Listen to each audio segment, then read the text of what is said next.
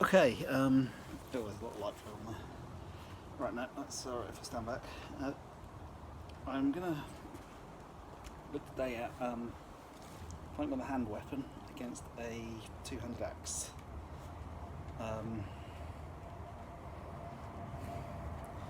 It's a bit of a step up from a basic fight. So there's a couple of things you need to consider. So I've talked a couple of weeks ago about how to deal with the axeman when he's, ready to fight. He's doing the big show swings. He won't be doing that in a competitive fight. He'll be standing axe head forward. He may not have his hands at shoulder width apart. He may have them further apart, but they will, when you put strikes in, they will be done so he's got the distancing right.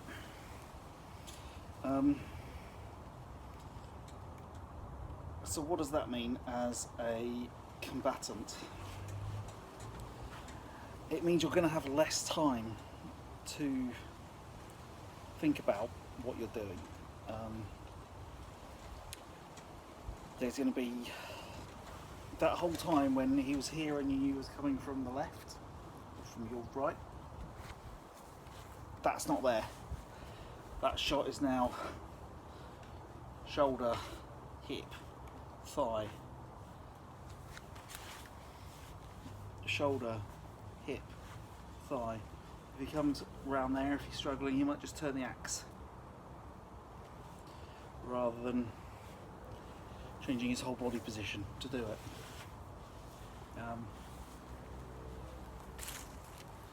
He's also got a couple of moves that you're probably not going to be used to. Hooking the shield, gone past circular blocks to control your sword. And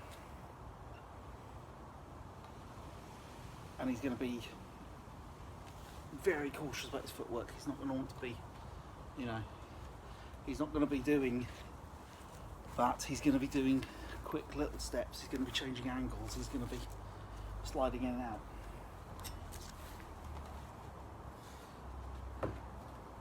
Which is all well and good, you say.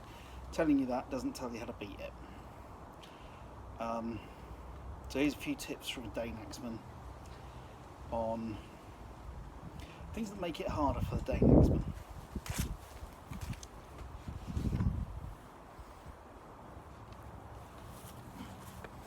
First off, and I can't emphasise this enough, that thing we teach you against control with Dane-axe, the step, that still works.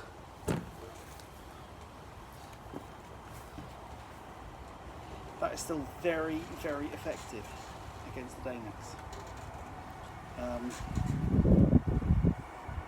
Your timing has to be better, that's all. And don't do it when he's waiting. When he's paused and he's casually waiting. You step like that, he'll be aiming for that top of the leg. Particularly if you have a habit of standing upright. If you have a habit of standing upright, you're revealing you've got a choice between shoulder and knee to protect. Don't grab your sword in hammer grip. Stand like that with your shield flat. Don't do that, because if he wants to, as an axeman,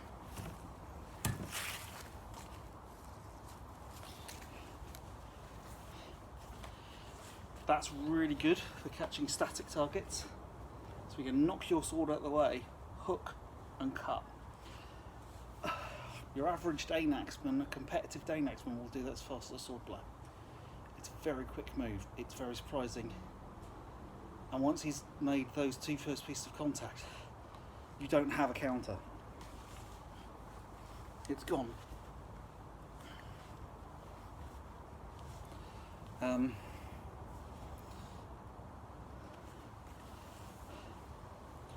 is going to be coming in very, very aggressive. He's also going to push to intimidate. So rather than the hammer grip and holding your shield flat, which means it goes back, forward, cut, I want you to start angling your shield out.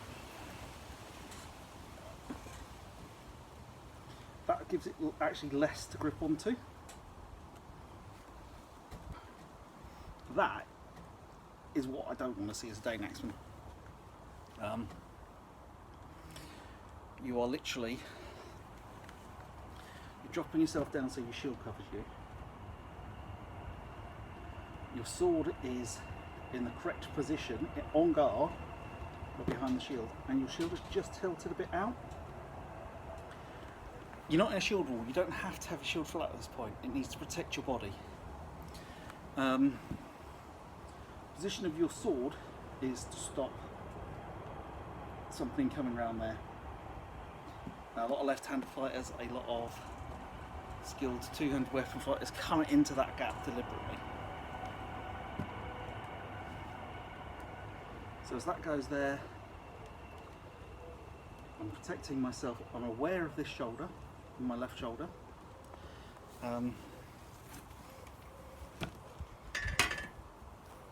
Because again, that isn't straight to my pole, to the haft of the weapon. If I can drop that over your shield and catch your shoulder, it's a kill.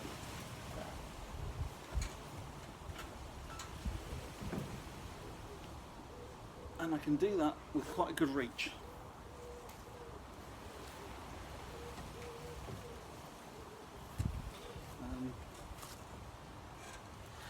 I'll grab one of my hand axes.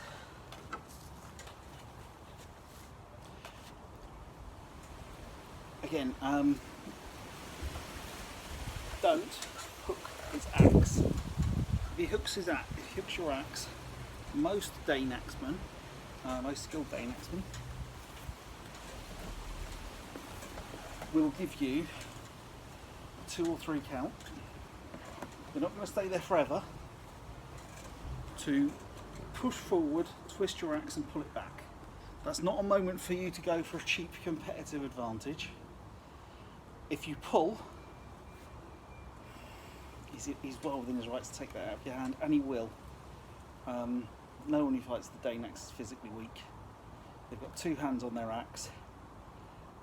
It's possible to if you don't give that couple of seconds honour that people are used to. If you do it in Europe, they're just going to start pulling. If you do it, Denmark, they're just going to yank. If you do it in the Vike, most of us have been taught to at least give you that bit of time. With another Dane-axe, it's possible to yank the axe hard enough that the backhand is off, and then you've got the advantage. Certainly for years that was considered very, very bad form.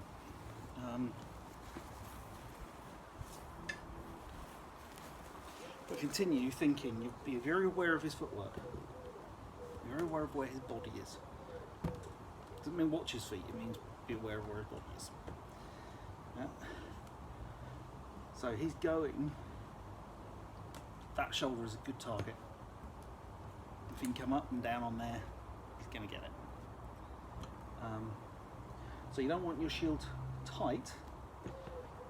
I mean, that just creates targets for a Dane-axeman. So it hooks and opens and coming around the shield. You need to be able to move your shield. Again, if your shield's too heavy and you can't do all this, you either need to get stronger or you need to get a lighter shield.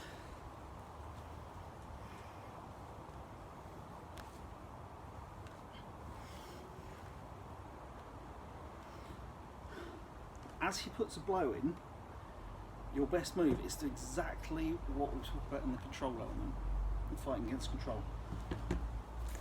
Put your shield on his axe. Step in and cut. It's that exact step, that one or that one.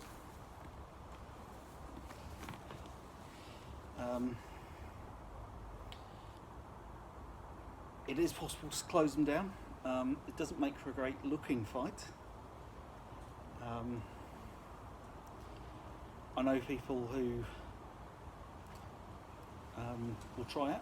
The Dane-axe one can step back, don't forget, he can readjust his range. He can step to the side and change the line that you're coming in on. And he can get you as you step forward. He's got all those openings that two-handed spearman is also looking for as you step forward. You know, if you're too upright, your leg is going to show. If your shield bobs at all, you're going to leave openings. I wouldn't be down low if you can. And don't walk straight into him because you tie both of you up. To walk ever so slightly to the side. You know, if you can come around behind him with your weapon, that's good.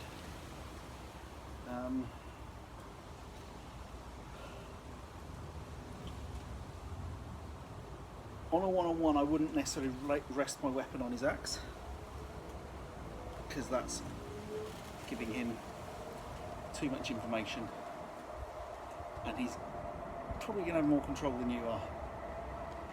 In a shield wall, you might want to just wedge your sword against his axe and attempt to stop him doing anything. You might buy a few seconds for your wall like that.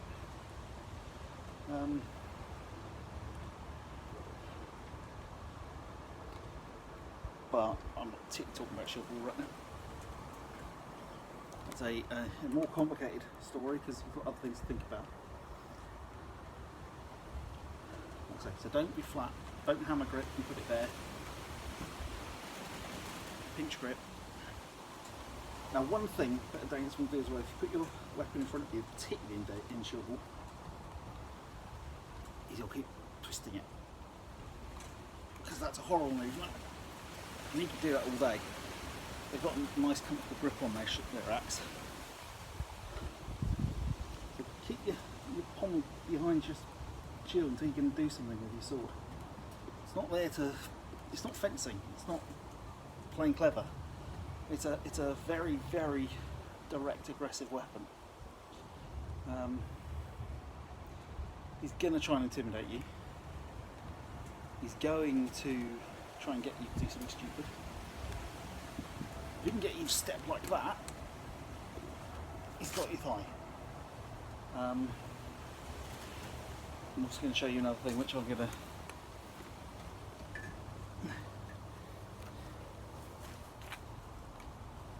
I'll explain how to do this on a Dane-axe video later.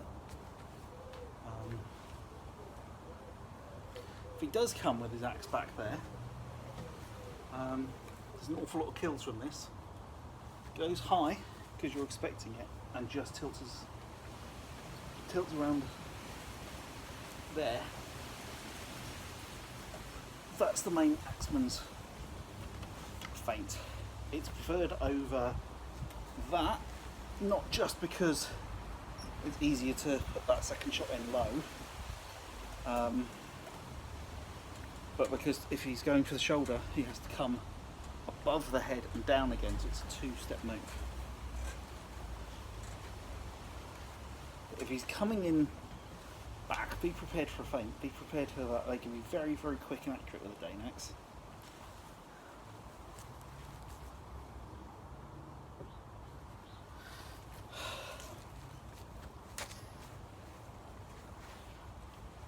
That's kind of some of the basics. I could probably talk for a lot longer and go into minuscule advantages and disadvantages, but I don't see any advantage to doing that right now. If you see me at a training event when we can train again, we might go through it in more detail. But getting those things right, getting that step right, getting the sword and shield position right, getting that knees bent, lowered stance, those are all things that are going to give you an advantage.